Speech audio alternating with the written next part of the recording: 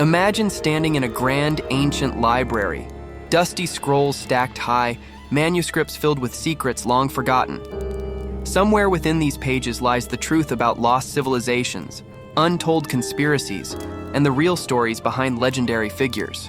But how do historians separate fact from fiction? How do they piece together events that happened centuries ago when no one alive today was there to witness them? The answer lies in a meticulous process, one that's part detective work, part science, and part storytelling. Let's dive into how history is truly uncovered. Every great historical discovery begins with a question. Not just any question, but one that has layers, something that challenges what we think we already know. For example, historians have debated for centuries. What truly caused the fall of the Roman Empire? Some blame economic collapse, others point to invasions, while some argue it was internal corruption. But to find the answer, they need more than speculation. They need evidence. This is where the real work begins. To uncover the past, historians must search for voices that lived it. These are called primary sources, raw, unfiltered records created during the time being studied. Letters from generals before a war, journal entries from explorers setting sail into the unknown, government decrees that shaped empires. One of the most famous examples, the Rosetta Stone, a single artifact that unlocked the mystery of Egyptian hieroglyphs. Before its discovery, ancient Egyptian writing was an enigma. But this stone contained the same text written in 3 languages, allowing scholars to finally decode a lost civilization. However, primary sources aren't always reliable. They can be biased, exaggerated, or even fabricated.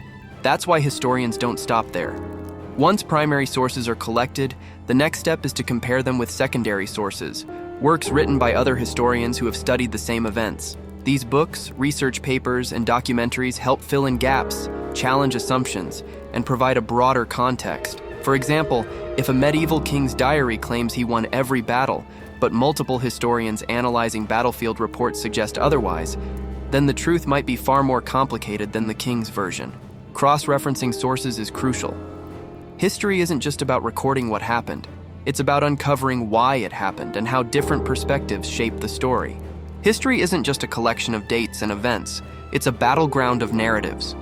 Every source has a perspective, and sometimes those perspectives are manipulated. That's why historians must act as detectives, questioning everything. Take the case of Marco Polo. His writings describe China in extraordinary detail, yet some scholars argue he never even set foot there. Why?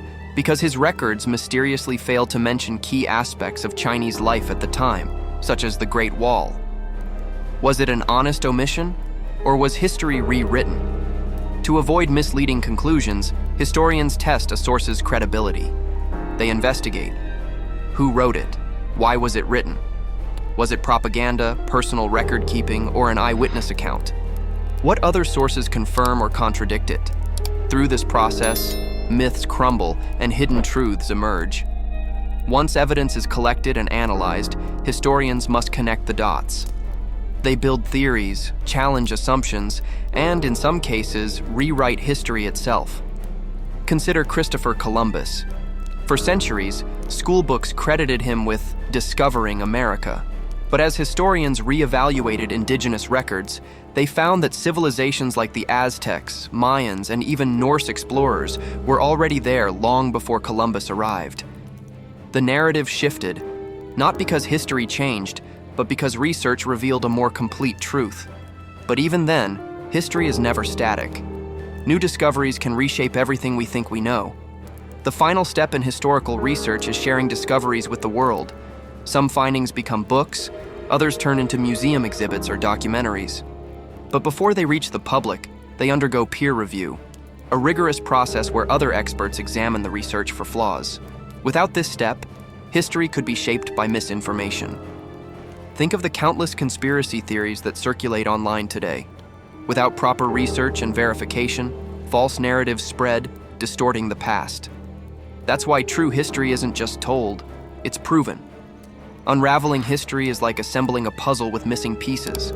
No single document, artifact, or historian holds the full story. But through careful research, cross-examination, and relentless questioning, we inch closer to the truth.